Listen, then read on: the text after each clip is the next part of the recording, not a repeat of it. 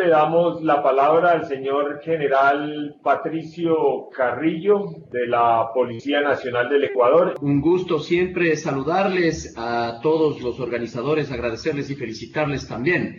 Yo creo que las buenas prácticas siempre hay que compartirlas y son necesarias para ir entendiendo, o algo que nos ha permitido como mundo entero reaccionar. Creo que el mundo entero ante la pandemia lo que ha hecho es reaccionar. Si lo hemos hecho de manera correcta o incorrecta, el futuro lo dirá. Pero este ha sido un error aprendizaje también que sobre la base de la experiencia de las instituciones se ha ido fortaleciendo.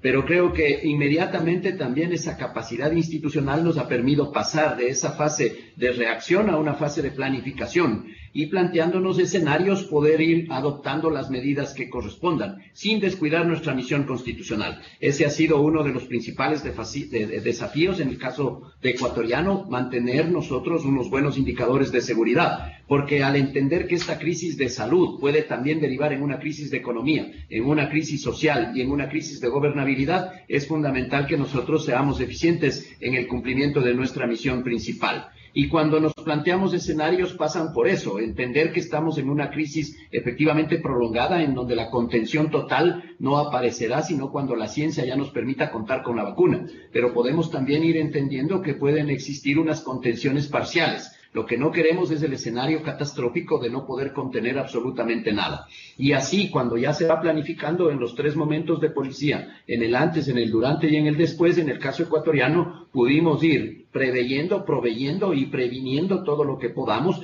para evitar las emergencias. Tratar de hacer la mayor ayuda humanitaria que podamos para salvar vidas, ir paralelamente haciendo las evaluaciones que correspondan de tal manera que el gobierno nacional también pueda tomar las políticas públicas adecuadas. Bien lo decía el anterior panelista, es fundamental entender que acá cambiado todo, es un fenómeno disruptivo, es un punto de inflexión sobre cambios que van a venir en la forma de convivencia, pero también, aparte de eso, la cultura se transforma, pero no se transforman los marcos jurídicos y hay que tratar de ir de la mano. En esta evaluación también buscar los recursos financieros, porque es imposible enfrentar una catástrofe de esta magnitud sin los recursos financieros y avanzar hacia esta nueva forma de normalidad o a esta normalidad diferente en la que nos va a tocar trabajar.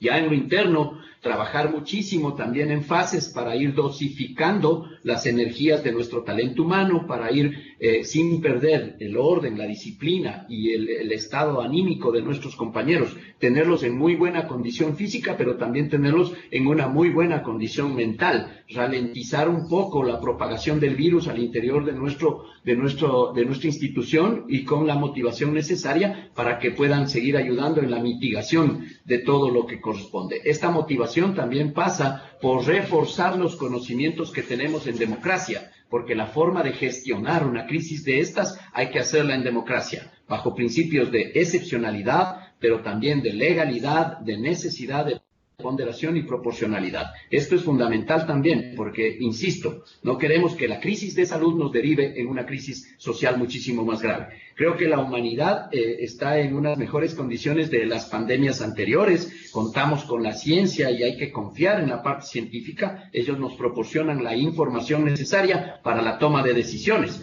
porque hay que cuidar mucho más de estos indicadores centinela de salud en lo interno y en lo externo también, pero hay que apoyarnos mucho en la tecnología. En el caso ecuatoriano así lo estamos haciendo. Esto no se puede combatir si no es con un talento humano y unas instituciones fortalecidas, no se puede sino entendiendo también los mapas sociales y desde los mapas sociales poder. Para nosotros uno de los principales desafíos ha sido hacer efectivas las medidas de contención adoptadas como una política pública por el gobierno nacional y lograrlo con un comportamiento social colaborativo.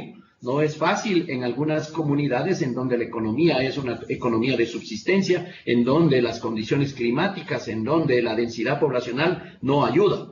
No es fácil tampoco nosotros plantearnos un escenario de obediencia total, pero también necesitamos ir a través de diferentes mecanismos garantizando que los mercados estén abastecidos, que no existan sobreprecios, que no existan ahí algunas otras posibilidades de generar mayor caotización. Hemos cambiado en lo cultural, en la forma de convivencia, en lo educativo, por ejemplo. el trabajo en educación en aula se cambió por una teleeducación, pero no todos los niños tienen acceso a eso. Y ahí hay que entender también que mucha de esta población puede ser vulnerable, no a la posibilidad de contagiarse rápidamente del virus, pero sí a la posibilidad de ser víctima de un maltrato infantil e inclusive de temas de violencia intrafamiliar asociados a niños adolescentes, especialmente mujeres adolescentes que salen de sus casas por agresiones de tipo sexual.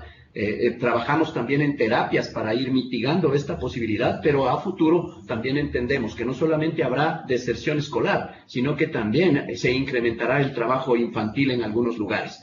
Tratar de ayudar en esta asistencia y en esta ayuda humanitaria también a las personas desempleadas, a las personas en condiciones de calle, tratar de mejorar siempre las capacidades en el sistema hospitalario y nosotros mantener información e indicadores para ver cuál es el nivel de saturación en emergencia, en hospitalización, en cuidados intensivos, que nos permita también ir entendiendo en cada comunidad cómo está ese mapa social y controlar la comunicación. Esto es fundamental. En normalidad tenemos problemas con la desinformación, mucho más en un momento de crisis. Entonces, estos escenarios, si no se los planifica, vamos a tener problemas. Creo que una de las principales oportunidades que tenemos nosotros como instituciones es, primero como sociedad, cambiar una visión individual a una visión colectiva, a mirarnos más como comunidad y como protectora del tema medioambiental, pero también repensar mucho en la forma de convivencia que vamos a tener que enfrentar ante la contención parcial hasta que aparezca una contención global, y también repensar en las políticas públicas para fortalecer algunas instituciones que hoy han demostrado que son las que están en la calle trabajando en la solidaridad que se necesita. Y con eso poder nosotros seguir avanzando. Los desafíos también ante las misiones futuras que tendrá la policía, no solamente las misiones pasadas y las presentes, sino las futuras que están ligadas a la nueva forma de convivencia, a esta forma nueva de comercialización, a esta nueva forma de movilizarnos, a esta nueva forma también de generar recursos financieros. El cibercrimen, el ciberseguridad, todos estos mecanismos que están ahí pendientes y que son efectivamente motivos de incertidumbre mayor. También la policía, como usted lo dijo, efectivamente no solamente que es el sentido común ahora para la sociedad, sino que la policía se convierte en un equilibrio social, igual que Fuerzas Armadas. Somos instituciones democráticas en las cuales la sociedad que tiene una fragmentación emocional mira con fe, con esperanza. Los policías no pueden perder esa ilusión, no pueden perder esa pasión. Superaremos la pandemia, pero también hay que trasladar de un escenario dramático a un escenario de oportunidades, de desafíos que creo que están ahí, que están presentes. Muchos ciudadanos cumplen con la norma, muchos ciudadanos son realmente honrados en el cumplimiento de la ley, en el cumplimiento de la norma, de la ley, y a ellos hay que estar conscientes trabajando en favor. Cuidar mucho tema de disturbios, cuidar muchos temas de desórdenes, porque la cohesión social y la protección que pueda dar instituciones como la policía son fundamentales ahora. Bien, creo que esto que está haciendo el CICR y esto que están haciendo todas las instituciones a nivel mundial es un germen, una semilla para una mejor convivencia social y para una mejor conciencia colectiva. Muchas gracias. Muchísimas gracias, señor General Carrillo, por su información, por los claros mensajes que ha compartido con nosotros, por dejarnos saber qué está haciendo la policía del Ecuador en estos momentos tan difíciles de pandemia. De verdad que muchísimas gracias. Entonces, hay una pregunta y hay una preocupación que la gente quisiera escuchar un poco más de parte del Ecuador, y es con ese reto tan difícil, cuando usted habla de la dificultad que han tenido algunas instituciones del Estado para desarrollar su trabajo por lo agresivo que ha sido la pandemia. Nosotros hemos visto que uno de esos temas ha sido el tema del manejo de cadáveres. ¿Podría contarnos alguna experiencia, algo que valga la pena que las Fuerzas Armadas y de Seguridad del continente puedan obtener de esta problemática durante esta pandemia? Nosotros tuvimos que reaccionar ante algunas emergencias y la información para la toma de decisiones es fundamental. En el mundo entero no ha habido una contención absoluta, han fallado en múltiples aspectos.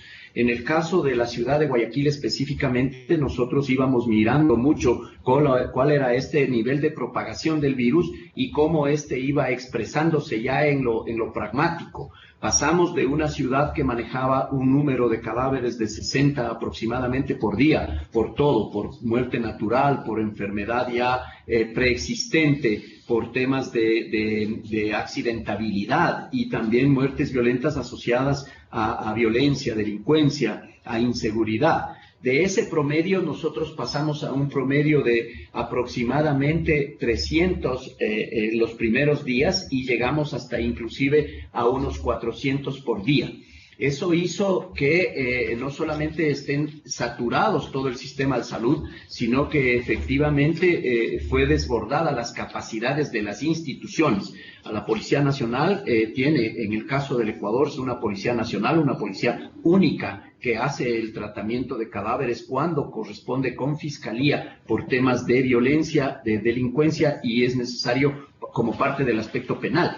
La policía científica en casi su totalidad fue reforzada en Guayaquil para poder hacer esta evacuación de lo que era interhospitalario y también de lo que era extrahospitalario. Y ahí es donde tuvimos las mayores complicaciones, porque en el centro de la ciudad nosotros podemos tener mejores capacidades, como por ejemplo señalética, pero en la parte periférica solamente teníamos referencia de dónde había que ir a retirar muchos cuerpos de domicilios, cuerpos de personas de la tercera edad que se encontraban en condiciones, vivían solos en realidad en algunos lugares de estos y había que ir a gestionarlos. Y luego mantener el tema de identificación, no solamente es un tema de tratamiento digno ya, sino también un tema de identificación para luego proceder con las inhumaciones y todo lo que corresponde. Se han ido en el camino manejando algunas políticas, se han ido generando varios protocolos. De esa experiencia hemos aprendido muchísimo nosotros para poder en el resto del territorio nacional evitar este tipo de complicaciones. La curva llegó a su pico más alto, en el pico más alto manejamos alrededor de, pasamos de 2.000 inscripciones promedio mensuales de registros de defunción en la institución encargada del Estado para ello, pasamos a cerca de 10.000. Entonces eso se desbordó realmente, no teníamos capacidad, no teníamos los vehículos isotérmicos, no teníamos las personas camilleras. Y segundo, a la policía siempre le queda una tarea restante y esa tarea pasa también por ayudar a las otras instituciones. Recordemos que esta fue una crisis de salud, no fue una crisis de orden público inicialmente, y la crisis sanitaria desbordada hizo que nuestros compañeros policías tengan que cumplir funciones inclusive de camilleros en hospitales, porque muchos con el miedo y con angustia que sentían tuvieron ausentismo laboral en varias áreas de hospitales, en varias áreas de clínica privada. Varias familias miraban todo esto con una angustia impresionante. La crisis duró en el pico más alto alrededor de unos 8 días, lo fuimos corrigiendo y desde ahí no se ha presentado. Yo la verdad es que no sé, sí me gustaría ver cómo gestionaron en otros países y en otras ciudades donde tuvieron volúmenes igual. Eso es un aprendizaje que en el caso nuestro el drama social fue muy fuerte, nos ha impactado muchísimo, pero esperemos que no vuelva a suceder en ninguna otra región de nuestras provincias y de nuestro país. Muchísimas gracias, señor General Carrillo. Muy generoso usted compartir con nosotros y con el 6R esa información.